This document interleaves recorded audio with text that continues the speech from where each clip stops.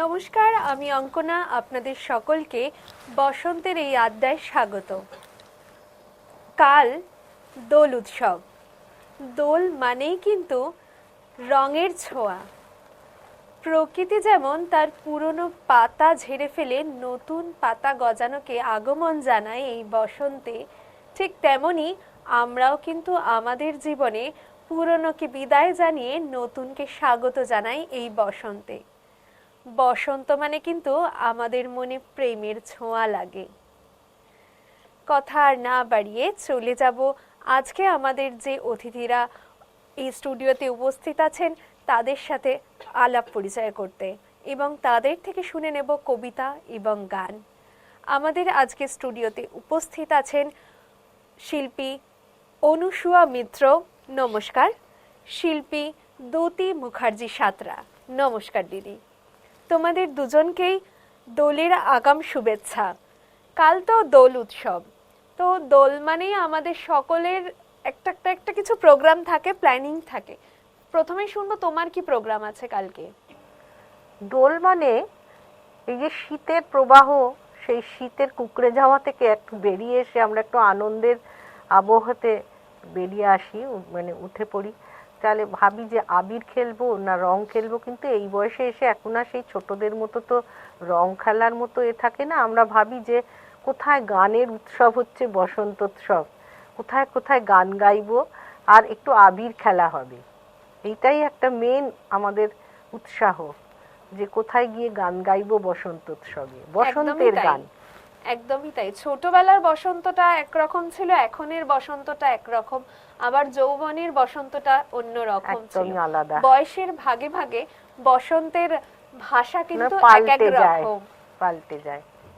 দিদি, তুমি এখন কি গান শোনাচ্ছ আমাদের? আমি এখানে প্রথমেই একটি ডিএল রয়ের গান গাইছি।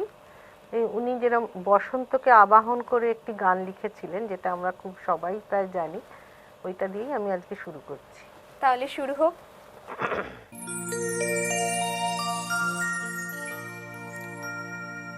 আয় রে বসন্ত, ও তোর কিরণ মাখা পাখা তুলে। আয় রে বসন্ত, ও তোর কিরণ মাখা পাখা তুলে। নিয়ে আয় তোর নূতন গানে, নূতন পাতায় নূতন ফুলে। নিয়ে আয় তোর নূতন গানে, নূতন পাতায় নূতন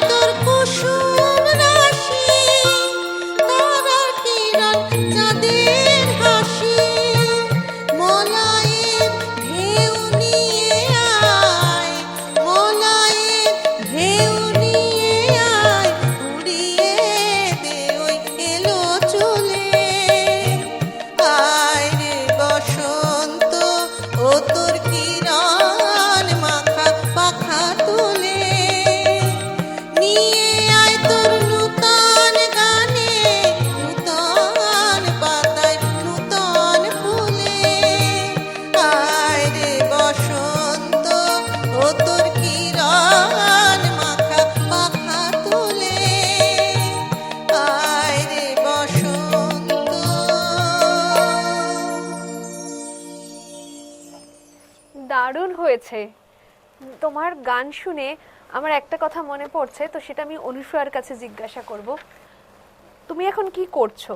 আমি এখন ইংরাজি সাহিত্যে এমএ করছি। এই কথাটা কেন জিজ্ঞাসা করলাম জানো? তার কারণ তোমাকে দেখেই মনে হচ্ছে তোমার বয়স অল্প। তোমাদের কাছে এই বসন্তের সংজ্ঞাটা ঠিক একটু অন্যরকম, সেটা যদি একটু আমাদের সাথে বলো, মানে আমাদের সাথে শেয়ার করো। আসলে বসন্ত মানে তো প্রকৃতি নতুন করে সেজে ওঠে, একদমই তাই।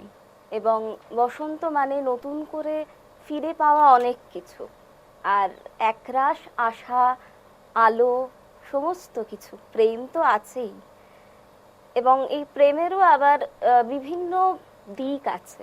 শুধু কিশোর কিশোরীর প্রেম নয়, প্রেমের ঈশ্বরের সাথে পরিধিটা কিন্তু ব্যাপ্তিটা অনেকটা অনেকটা বড়। এবং রবীন্দ্রনাথ ঠাকুরের ওই কথাটা আমার ভীষণ মনে ধরে, আর প্রতিবার বসন্তে এই কথাটা মনে পড়ে যে রং যেন মোর কর্মে লাগে, রং যেন মোর মর্মে লাগে, আমার সকল কর্মে লাগে। সেইটা আমার মনে হয় যে সেইভাবে যদি আমরা নিজেদের রাঙিয়ে তুলতে পারি, তাহলে বোধহয় আমাদের বসন্ত উৎসব পালন করাটা সার্থক হবে। একদমই তাই, একদমই তাই। তো তুমি আমাদের এখন কি শোনাচ্ছ? আমি প্রথমেই যে কবিতাটি শোনাচ্ছি, রং রে চিনি, বিশ্বকবি রবীন্দ্রনাথ ঠাকুরের লেখা। বাহ, শুরু করো তাহলে। শঙ্করলাল দিগ্বিজয়ী পণ্ডিত, শানিত তার বুদ্ধি। সেন পাখির চঞ্চুর মতো বিপক্ষের যুক্তির উপর পরে বিদ্যুৎ বেগে তার পক্ষ দেয় ছিন্ন করে ফেলে তাকে ধুলায়। রাজবাড়িতে নৈয়ায়িক এসেছে দ্রাবিড় থেকে, বিচারে যার জয় হবে সে পাবে রাজার জয়পত্রী। আহ্বান স্বীকার করেছেন শঙ্কর। এমন সময় চোখে পড়ল পাগড়ি তার মলিন। গেলেন রংরেজির ঘরে। কুসুম ফুলের ক্ষেত, মেহেদি বেড়ায় ঘেরা, প্রান্তে থাকে জসিম রংরেজি। মেয়ে তার আমিনা, বয়স তার 17। সে গান গায় আর রং বাটে, রঙের সঙ্গে রং মেলায়। বেনিতে তার লাল সুতোর ঝালর, শাড়ি তার আসমানি। বাপ কাপড় রাঙায় আর রঙের বাটি জুগিয়ে দেয় আমিনা। শঙ্কর বললে, জসিম, পাগড়ি রাঙিয়ে দাও জাফরানি রঙে, রাজসভায় ডাক পড়েছে। কুলকুল করে জল আসে নালা বেয়ে কুসুম ফুলের খেতে। আমিনা পাগড়ি ধুতে গেল নালার ধারে তুঁত গাছের ছায়ায় বসে। ফাগুনের রৌদ্র ঝলক দেয় জলে, ঘুঘু ডাকে দূরের আমবাগানে। ধোয়ার কাজ হলো। পাগড়ি যখন বিছিয়ে দিল ঘাসের ওপরে, রংরেজি দেখলে তারই এক কোণে লেখা একটি শ্লোকের একটি চরণ। তোমার শ্রীপদ মোর ললাটে বিরাজে। বসে বসে ভাবলো অনেকক্ষণ। ঘুঘু ডাকতে লাগলো আমের ডালে। রঙিন সুতো ঘরের থেকে এনে আরেক চরণ লিখে দিল, পরশ পাইনি তাই হৃদয়ের মাঝে। তোমার শ্রীপদ মোর ললাটে বিরাজে, পরশ পাইনি তাই হৃদয়ের মাঝে। দুদিন গেল কেটে। শঙ্কর এলো আমিনার কাছে। জিজ্ঞেস করলে, পাগড়িতে কার হাতের লেখা? জসিমের ভয় লাগলো মনে। সেলাম করে বললে, পণ্ডিতজি, অবুঝ আমার মেয়ে, মাফ করো তার ছেলে মানুষে।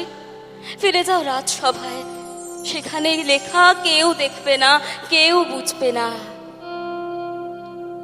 শঙ্কর আমিনার দিকে চেয়ে বললে, রংরেজিনী, অহংকারের পাকে ঘেরা ললাট থেকে নামিয়ে এনেছ শ্রীচরণের স্পর্শখানি হৃদয় তলে, তোমার হাতের রাঙা রেখার পথে রাজবাড়ির পথ আমার হারিয়ে গেল,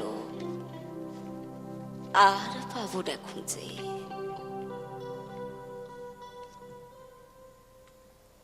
অভূতপূর্ব। আমি মুগ্ধ হয়ে শুনছিলাম, আমার মনে হয় তোমরা সবাই মুগ্ধ হয়ে ওর আবৃত্তি শুনছিলে এবং আমার দর্শক বন্ধুরাও তোমার আবৃত্তি মুগ্ধ হয়ে শুনছিল। যেমন দিদির গান মুগ্ধ হয়ে শুনছিলেন, ঠিক সেরকমই তোমার এই আবৃত্তি চর্চা বা শেখা কোন বয়স থেকে শুরু? আমি যখন একদম ছোট, মানে সবে কথা বলতে শিখেছি, মানে যেটুকু কথা বলতে শেখার পর আবৃত্তি চর্চা শুরু করা যায়। আসলে বাড়িতে সাংস্কৃতিক পরিমণ্ডল, বাবা খুব ভালো আবৃত্তি আচ্ছা। করতেন, এবং আমার দাদু তিনিও মাস্টারমশাই বাংলার। আচ্ছা, বাবা বাংলার মাস্টারমশাই, ফলে বাড়িতে ছোটবেলা থেকে দেখতাম প্রচুর ওই বই, পরিবেশটা রয়েছে। এবং বাবা ভীষণভাবে আমাকে বিভিন্ন রকম জিনিস, আঁকা, আবৃত্তি, আমার যেটা ভালো লাগে, যেরকম সমস্ত- আমাদের বাঙালি পরিবারে হয়ে থাকে হ্যাঁ। আর কি। কিন্তু সংস্কৃতি আমি- চর্চা একদমই তাই, সংস্কৃতির আমি চর্চা। অদ্ভুতভাবে ভীষণ ভালোবেসে ফেলেছিলাম আবৃত্তিকে।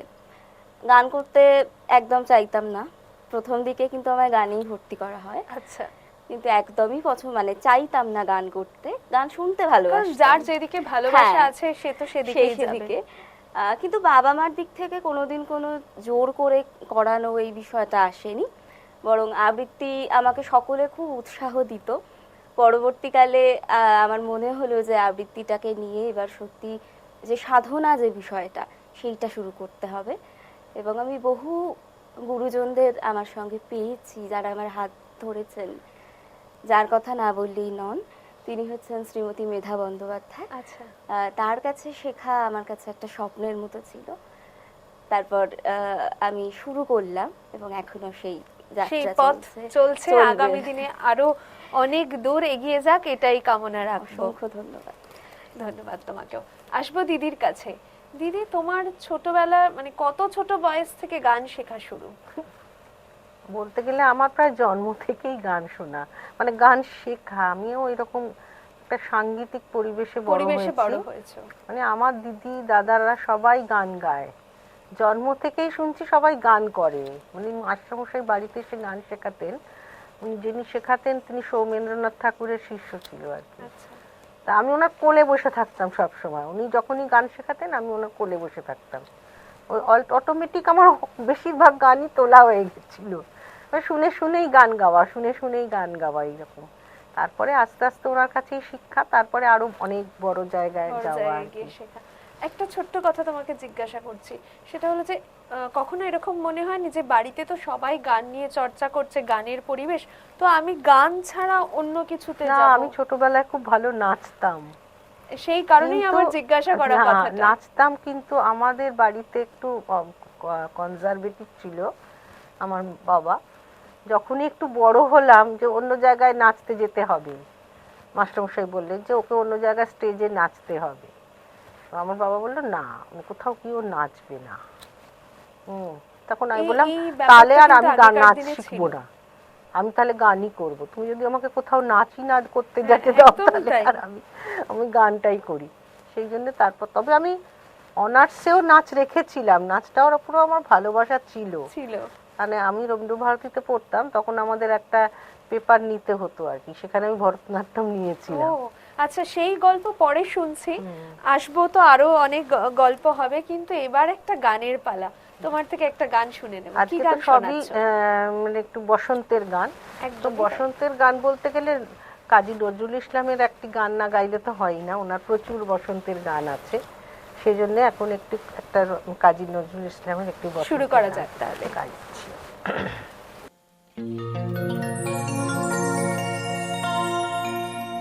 ফুল ফাগুনে এলো মরশুম, বনে বনে লাগলো দোল, বনে বনে লাগলো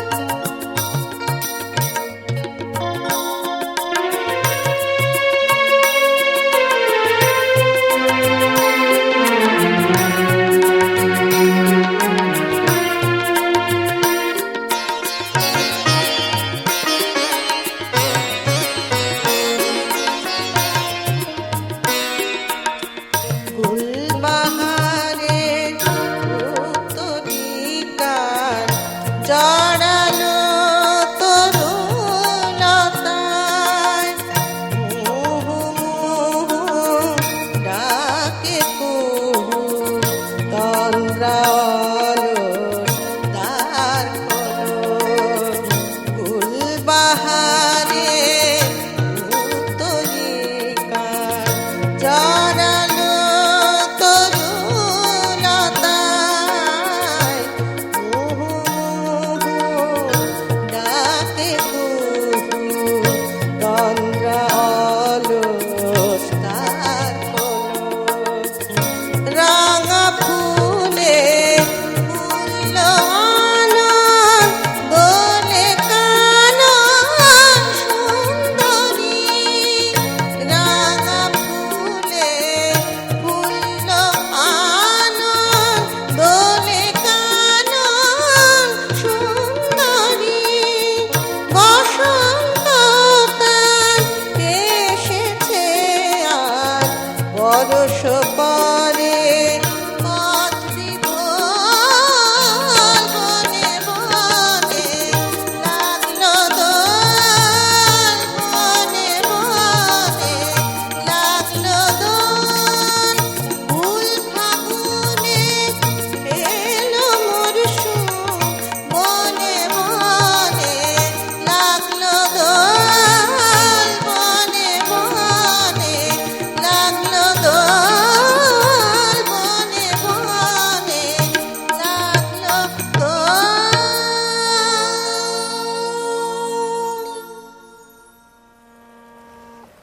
দারুণ। দিদি, তোমার এই গানটা শুনে আমার একটা কথা মনে পড়ছে, তোমাকে সেটা জিজ্ঞাসা না করে আর পারছি না। তোমার মনে কবে এই ফাগুনের ছোঁয়া, বসন্তের রং লেগেছিল? সেটা আর বসন্তের রং মানে কি, ছোটবেলা থেকে আমাদের বসন্তের রং তো লাগে। তুমি কি বলতে চাইছো প্রেমের রং? একদমই তাই, ঠিক ধরেছো তুমি।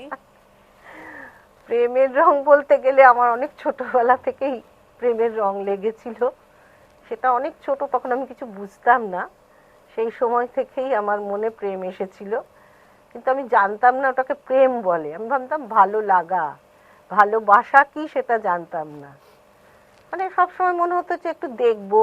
আমাদের সময় তো তখন এইরকম ছিল না যে বাড়ি থেকে বেরিয়ে চলে যাব কারোর সঙ্গে কোথাও দেখা করব, এসবের কোনো খুব সিনই স্ট্রিক্ট ছিল ছিল না। বাড়ি। ভীষণ স্ট্রিক্ট বাড়ি ছিল আমাদের। আর আমরা এক পা কোথাও, আমার বাবা কোথাও যেতে দিত না আমাকে। মানে স্কুলে যেতে গেলেও সঙ্গে গাড়িতে করে, নালে রিক্সা করে, না হলে মা যেত, নালে দিদিরা যেত, এরকম আর কি। আচ্ছা, এইরকমই আমাদের আসলে আমার বাড়িতেই থাকতো একজন, সে তার সঙ্গেই হয়ে গেছে। আচ্ছা, পরে আসছি তোমার এই গল্প শুনবো। তার আগে চলে যাব অনুসূয়ার কাছে। অনুসূয়া, এখন কি কবিতা শোনাচ্ছ আমাদের?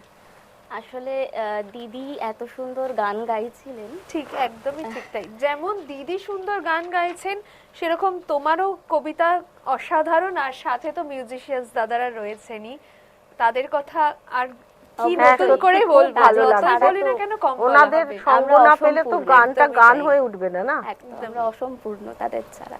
একদম। তো রবীন্দ্রনাথ ঠাকুরের দোল কবিতাটা একটু শোনাই, নির্বাচিত অংশ। ঠিক আছে, চলো তাহলে শুরু করা যাক। আলোক রসে মাতাল রাতে বাজিল কার বেনু, দোলের হাওয়া সহসা মাতে ছড়ায় ফুলো রেণু। লাগিল দোল জলে স্থলে, জাগিল দোল বনে, সোহাগিনীর হৃদয় তলে বিরহিনীর মনে। মধুর মোড়ে বিধুর করে সুদূরকার বেণুর স্বরে, নিখিল হিয়া কিসের তরে দুলিছে অকারণে। এসো গো এসো দোল বিলাসী, বাণীতে মোর দোলো, ছন্দে মোর চকিতে আসি, মাতিয়ে তারে তোলো। অনেক দিন বুকের কাছে রসের স্রোত থমকিয়াছে, নাচিবে আজি তোমার নাচে, সময় তারি হলো। আগামীকাল দোল উৎসব। তো দিদি, তোমার কাছে জানতে চাইবো, ছোটবেলায় দোল উৎসব মানে তোমার কাছে কি ছিল? ছোটবেলায় আমাদের তো বললাম না, খুবই আমাদের বাড়ির মধ্যে ওই বাবা মার পায়ে প্রণাম করা আবির দিয়ে, আর ওই পুজো হতো আমাদের লোল পূর্ণিমায়, সত্যনারায়ণ পুজো। সেই পুজোতে সবাই অনেকেই আসতো, তাদেরকে ওই সিন্নি টিন্নি দেওয়া, এই সমস্ত। আর বাড়ির মধ্যেই যা দোল খেলা, এইটুকুই হতো, আর কিছু নয়। এখনের দোল কিরকম? এখন যেমন বিয়ের পরে দোলটা একটু অন্যরকম হয়ে গেছে, তখন তো আর অত স্ট্রিক্টনেস নেই। সেই সময় আসলে আমার হাজব্যান্ডের বন্ধুরা আসতো বা আমরা যেতাম, সবাই মিলে একটা রঙের খেলা, যে আবির খেলা, তারপরে সন্ধেবেলা আবার একটা ফিস্ট করা সবাই মিলে। হ্যাঁ, দোলেতে হ্যাঁ। ফিস্ট ব্যাপারটা কিন্তু আগে খুব প্রচলন ছিল। এবং চুড়ি পোড়ানোর যে বিষয়টা, ও তার হ্যাঁ, আগের হ্যাঁ, হ্যাঁ, দিন, ন্যাড়া আগের পোড়া। দিন রাত্রিবেলা। ন্যাড়া এখন পোড়ার কিন্তু দোল। এখনো আমাদের পাড়ায় এটা হয়।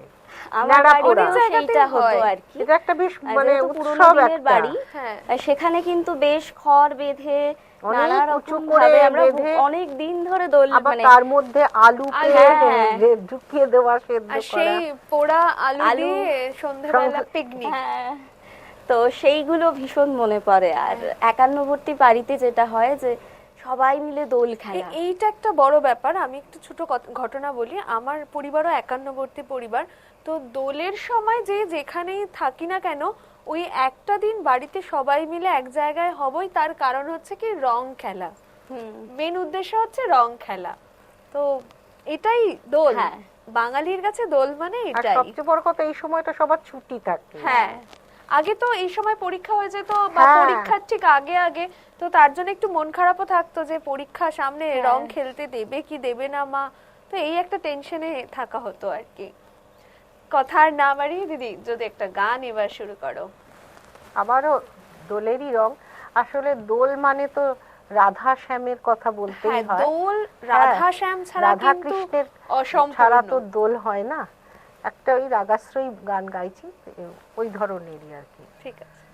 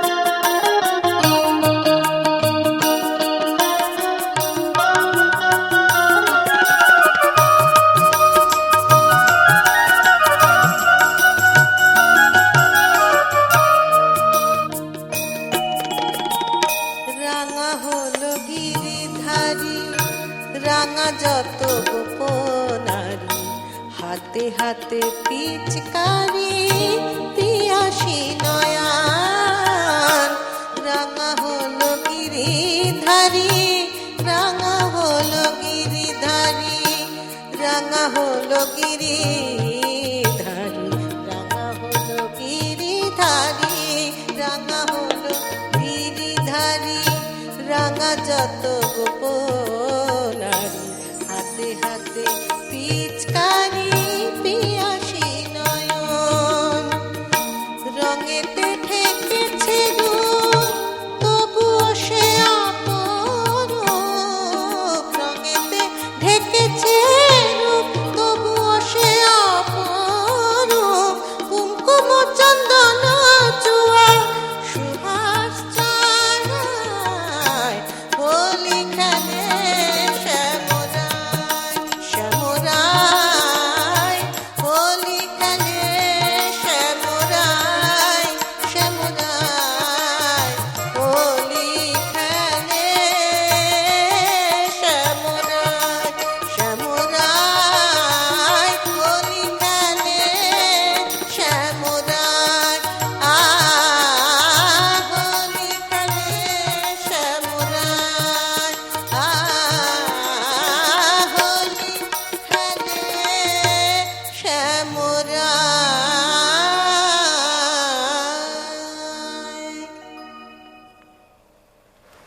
দারুণ, অসাধারণ।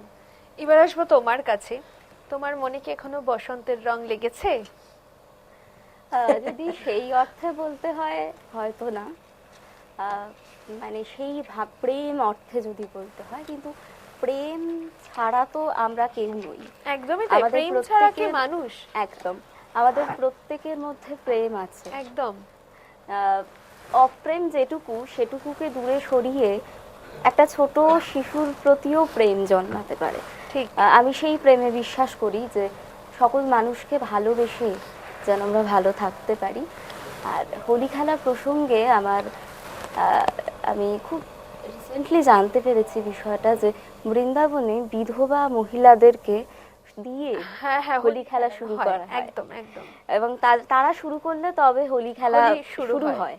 তো সেই বিষয়টা আমার ভীষণ ভালো লেগেছে, যে জাতপাত সমস্ত প্রথার ঊর্ধ্বে গিয়ে একদম। আমাদের হৃদয়ে সকলের হৃদয়কে রাঙিয়ে দেয় রাঙিয়ে তোলে এই দোল উৎসব। উৎসব। তুমি এখন কি শোনাচ্ছ তাহলে আমাদের? আমি এখন আধুনিক যুগের একজন কবি চন্দননাথের লেখা তা যদি না হয় কবিতাটা শোনাচ্ছি। আড়ালে কি গেল বিষাদের রং, ঢাকতে চেয়েছো যাকে, নাকি রং মেখে রাঙালে কেবলই নিজের শরীরটাকে। স্নান সারা বুঝি, রঙের আভাস জানি তাও রয়ে যায়, কিন্তু সে রং মনের গহনে সত্যি কি পৌঁছায়। উৎসবে মাতো মাতো হুল্লোড়ে রাঙা হয়ে উঠে হাসো, আপত্তি নেই, ভাঙে যদি বাঁধ সীমাহীন উচ্ছ্বাস। তবুও যখন এই উত্তাল সব ঢেউ থেমে যাবে, তখন তো তুমি নিভৃতে নিজেকে একলাটি কাছে পাবে।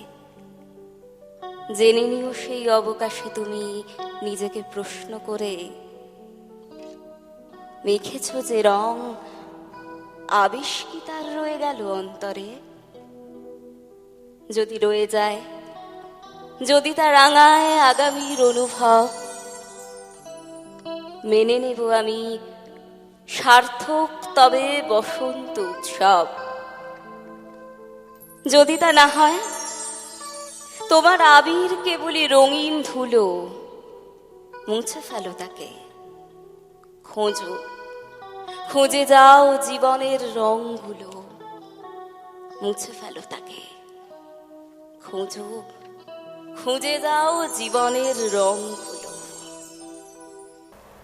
তুমি যে আবৃত্তিটা শোনালে আমাদের, তার সাথে কিন্তু তুমি যে তার আগে ঘটনাটা বললে, একদম যেন পরিপূরক আর কি, অ্যাপ্রোপ্রিয়েট একদম মনে হচ্ছে।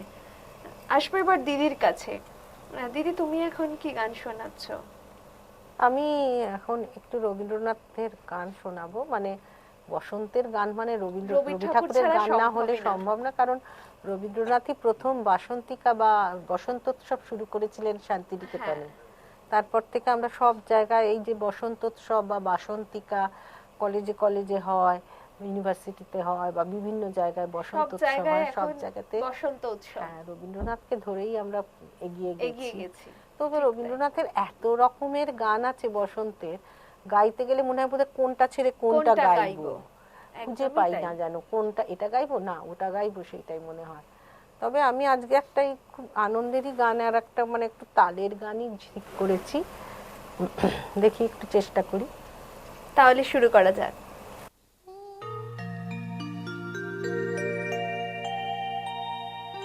ওরে আয় রে, ওরে আয় রে, ওরে আয় রে, ওরে আয় রে, তবে নাচ রে সবে আনন্দে, আজ নবীন প্রাণে বসন্তে। ওরে আয় রে, ওরে আয় রে।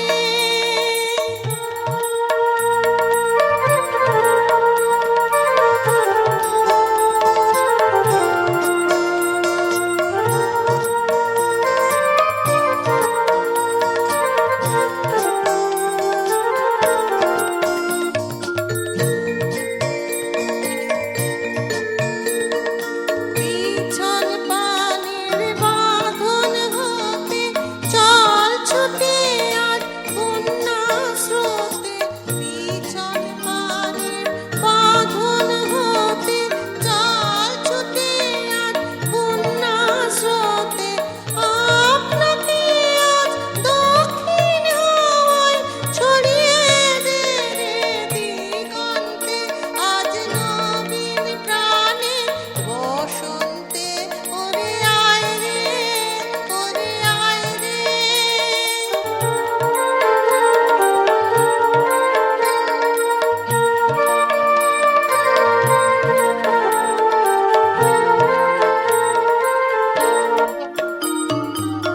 বাঁধন যত ছিন্ন কর আনন্দে, আজ নবীন প্রাণের বসন্তে। বাঁধন যত ছিন্ন কর আনন্দে, আজ নবীন প্রাণের বসন্তে। অকুল প্রাণের সাগর তীরে ভয় কিরে তোর ভয় ক্ষতি রে। অকুল প্রাণের সাগর তীরে ভয় কিরে তোর ভয় ক্ষতি রে। যা ছেড়ে সব নিয়ে তোর ঝাঁপিয়ে পড় অনন্তে, আজ নবীন প্রাণে বসন্তে। ওরে আয় রে, ওরে আয় রে, তবে মাত্রে সবে আনন্দে, আজ নবীন প্রাণে বসন্তে। ওরে আয় রে, ওরে আয় রে। অসাধারণ। তোমার থেকে মানে যেন মন অন্যদিকে সরাতে ইচ্ছা করছে না। এক যেমন তুমি গান গাইছো, সেরকম ও হচ্ছে কবিতা শোনাচ্ছে। মনে হচ্ছে কারটা ছেড়ে কারটা শুনি, কোন দিকে যাই, আমি তো পাজল হয়ে যাচ্ছি। এবার আসবো তোমার কাছে, তোমার কবিতায় কি শোনাচ্ছ? এবার আমি মন্দাক্রান্তা সেনের অর্জুন কৃষ্ণচূড়া কথা শোনাচ্ছি। বাহ, অসাধারণ।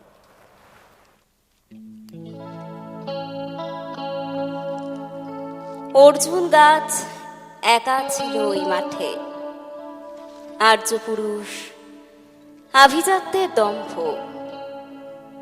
নত যেন হলো সব গাছ তার কাছে। এইটুকু শুধু কাহিনীর শুভারম্ভ। কোথা থেকে এলো কৃষ্ণচূড়ার বীজ, যুবতী হলো সে কয়েক বছর পরে। সাঁওতালি মেয়ে, খোপায় তীব্র লাল, অর্জুন তাকে চাইল আপন করে। নত জানু হবে এমন দেশে নয়, বসন্তে সে তো একাই নিজেই সাজে, আর্য পুরুষে আসক্তি নেই তার, ব্যস্ত আছে সে ফুল ফোটাবার কাজে। খোপা থেকে খসে গত রাত্রির ফুল, ঝিরঝিরে পাতা পোশাক বুনেছে তার। অর্জুন সে যে আর্য পুরুষ, ভাবে সব সুন্দরে একা তার অধিকার। অর্জুন গাছ চেয়ে দেখে দূর থেকে, কৃষ্ণচূড়ার হৃদয়ে ঝরছে রোজ। রূপ দেখে তার ধাঁধায় দুখানি চোখ, ভাবে কবে পাবে ওই হৃদয়ের খোঁজ। কাহিনী এবার শেষ করি তাড়াতাড়ি। কৃষ্ণচূড়ার জেদখানি বড় বেশি, অভিমান সেও বিকবে না কারো কাছে, বরঞ্চ হবে বন্ধু বা প্রতিবেশী। যদিও কাহিনী এমন সহজ নয়, অর্জুনে শুধু বাকল ঝরছে, ঝরে সাঁওতালি মেয়ে রক্ত ছড়াতে জানে, আর্য পুরুষ আর মানে অন্তরে। পরের জন্মে অর্জুন গাছ হয়ে কৃষ্ণচূড়াকে বন্ধুর মতো দেখো। আমাকে চিনতে ভুল করো না হে রিজু, রক্ত ছড়ালে বাকল খসিয়ে ডেকো। বিরতি থেকে ফিরে এসেও তোমার কবিতা দিয়েই আজকের অনুষ্ঠান, মানে আজকে আমাদের এই আড্ডা আবার শুরু করব। তুমি একটা কবিতা যদি শোনাও, কি শোনাবে আগে সেটা বলো। আসলে বসন্ত মানে সত্যি প্রেম, আর প্রেম প্রেম ব্যাপারটার মধ্যে একটা অন্য রকমের উত্তেজনা আনন্দ রয়েছে। তাই সঞ্জীব চট্টোপাধ্যায় ওনার হাল ছেড়ো না মাঝি এই রঙ্গরচনাটাতে ভীষণ আনন্দ করে প্রেমের একটা বিশেষ দিক তুলে ধরেছেন। তারও আগে তার প্রিফেসগুলোতে উনি এ বিষয়ে আলোচনা করেছেন, প্রেমের অনেকগুলো প্রকৃতি সম্পর্কে আলোচনা করেছেন, কিন্তু আমি চেষ্টা করছি হাল ছেড়ো না মাঝি সেটা একটু শোনানোর। তাহলে শুরু করা যাক।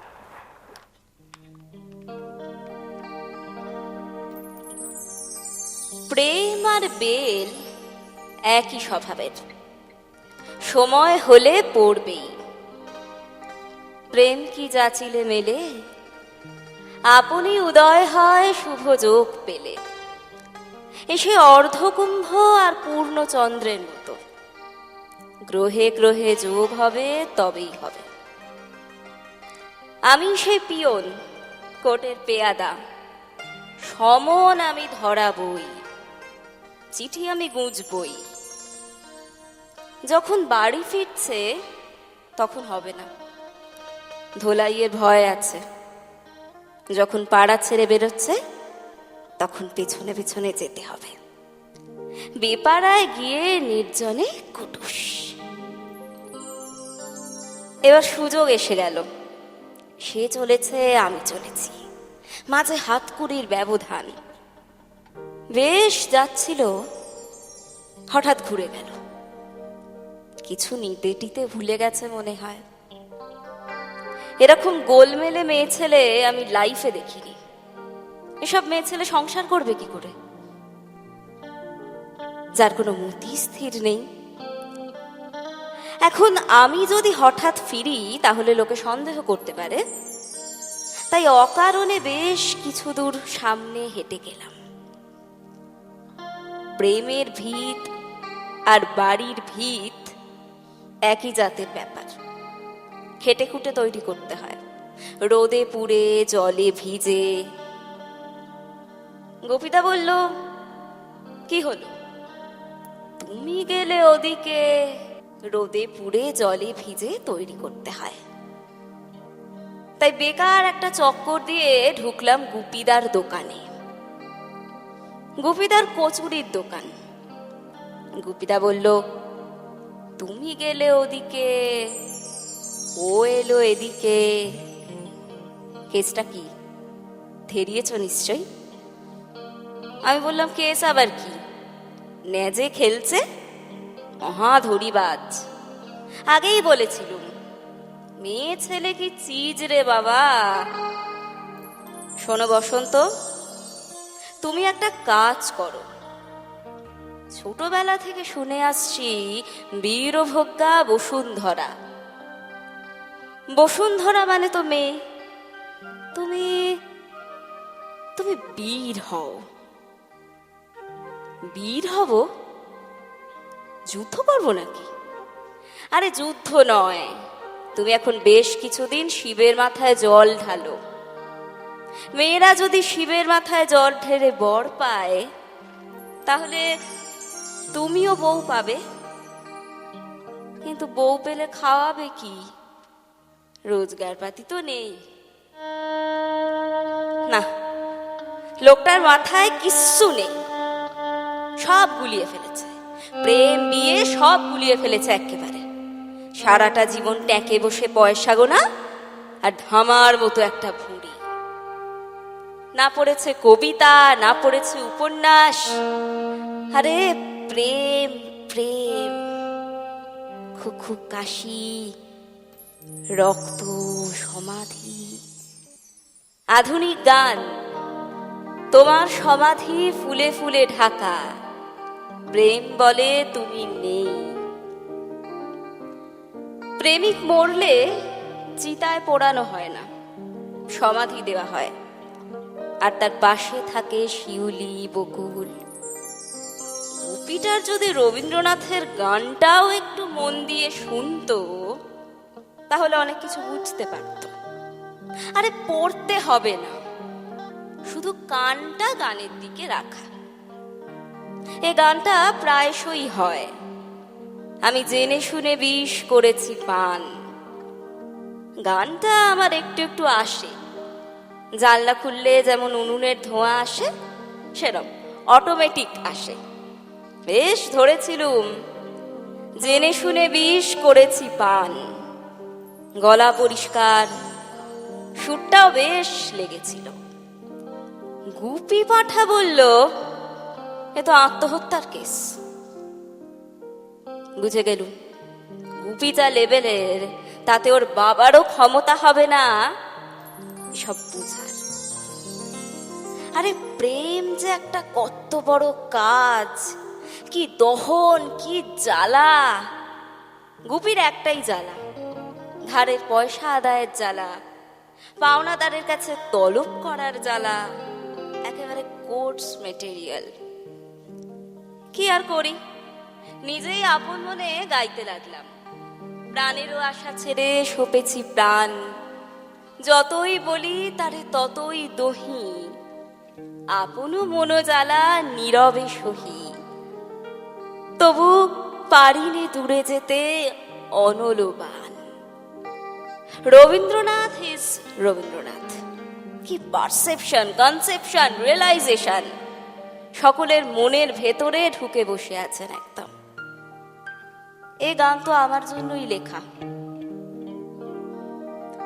প্রেমের একটা ব্যাপার লক্ষ্য করেছি, শরীরটাকে করে দেয় জলের ট্যাঙ্ক। কথায় কথায় জল এসে যায় চোখে। লঙ্কা খেলে নাকের জল, আর প্রেমে পড়লে চোখের জল। আর সংসারে ঢুকলে চোখের জল, নাকের জল দুটোই। সংসারে ঢুকলে চোখের জল, নাকের জল দুটোই। দিদি কি বলো তুমি? একদম। প্রেম যখন হয় তখন তো মানুষের মনে এসব থাকে না।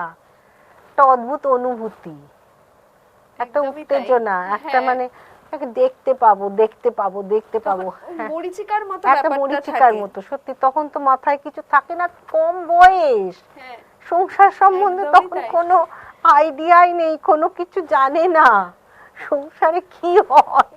সেটাই, পুরোটাই মরিচিকা, মায়া। সেই আজকের এই অনুষ্ঠান শেষ করতে মন চাইছে না, কিন্তু শেষ তো করতেই হবে। শুরু যখন আছে, শেষ তো থাকবেই। আর শুরুকে যদি আমরা সাদরে অভ্যর্থনা জানাই, তো শেষকেও হাসি মুখে অভ্যর্থনা আমাদের জানাতেই হবে। তাই কিছু করার নেই, সময়ের কাছে আমরা সকলেই বাঁধা। সেই বাধাকে মেনে নিয়েই আমরা এগিয়ে যাব আমাদের আগামী দিনের পথ। তোমার গান দিয়ে আজকে আমরা আমাদের এই অনুষ্ঠান শেষ করব, কিন্তু তার আগে আমার সমস্ত মিউজিশিয়ানস দাদাদের এবং অনুসুয়াকে আর দিদিকে দুজনকেই জানাবো দোলের আগাম শুভেচ্ছা। আগামীকাল দোল উৎসব খুব ভালো করে কাটুক তোমাদের সকলের। তোমাদেরও সবাইকে অনেক অনেক শুভেচ্ছা, ভালোবাসা। একদম। সবাই খুব ভালোভাবে কাটাও। চ্যানেল ওয়ানের সকলকে শুভ দোল উৎসবের শুভেচ্ছা, প্রণাম বড়দের। সকলে খুব ভালো থাকুন এই প্রার্থনা করি। তোমরাও খুব ভালো থেকো, খুব ভালোভাবে দোল উৎসব পালন করো কালকে, এটাই আশা রাখবো। দিদি, তোমার গানে আজকের অনুষ্ঠানের সমাপ্তি। শেষে আমি একটা সলিল চৌধুরীর গান গাইবো।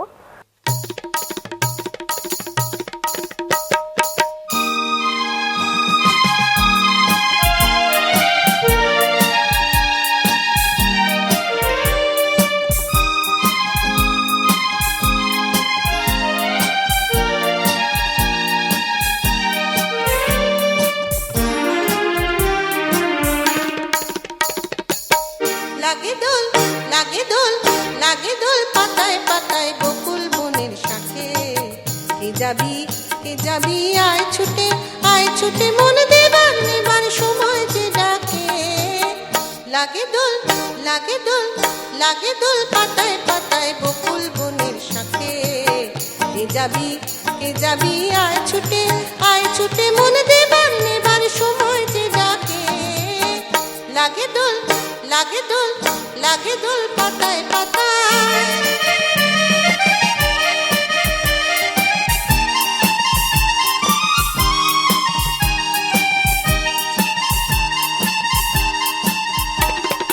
ঝিলিক লাগা দুপুরে ঝিঝি পোকার নুপুরে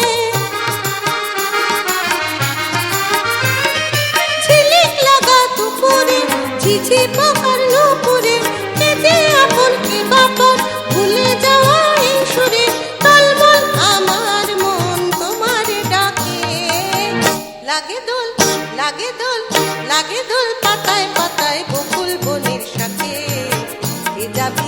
কে যাবি আয় ছুটে মন দেবার নেবার সময় যে ডাকে লাগে দোল লাগে দোল লাগে দোল পাতায় পাতায়